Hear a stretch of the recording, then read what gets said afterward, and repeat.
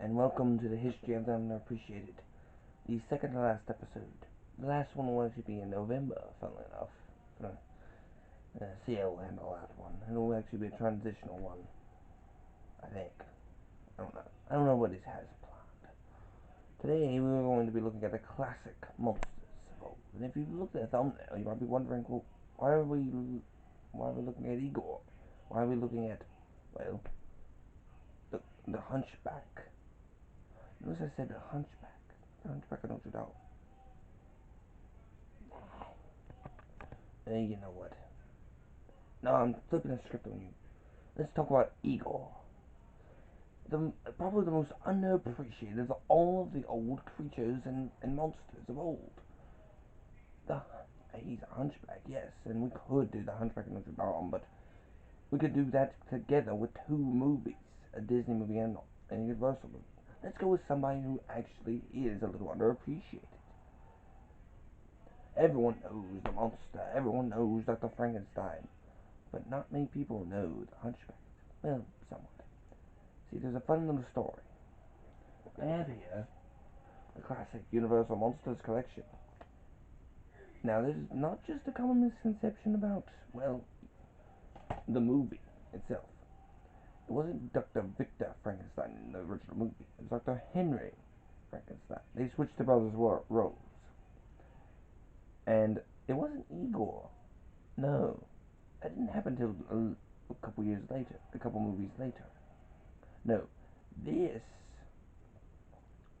This hunchback was named Fritz, and eventually transitioned to Igor. Igor sort of looks like the hunchback a little bit. Hunch, kind of a one misshapen eye, while the other one looks normal. Kind of a gait to him, you know. And master, I beseech you, I implore you, you know. The creature. He's not a creature, he's just a deformed human, a follower. And he has appeared in numerous Frankensteinesque media, and others, if I might be so bold.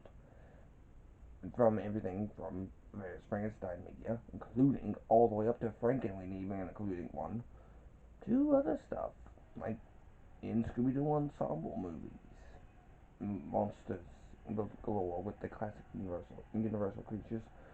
However, Igor is very underappreciated. Even have a whole movie that showcases that, called, well, Igor. Igor's, the character of Igor, or Igors, and there's tons of them in that movie. The character is underappreciated within his own universe.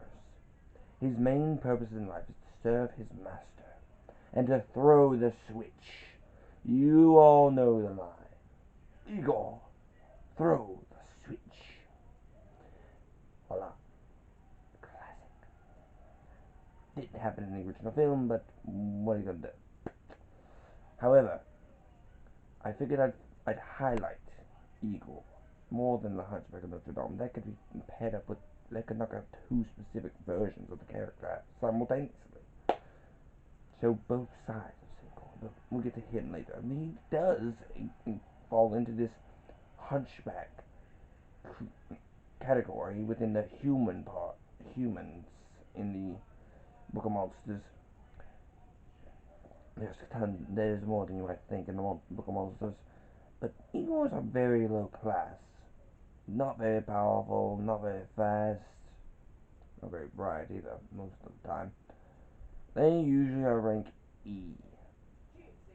And very, very mid to low level E, I might add. They're humans, but they're not very powerful humans. They're probably the least powerful being in the book.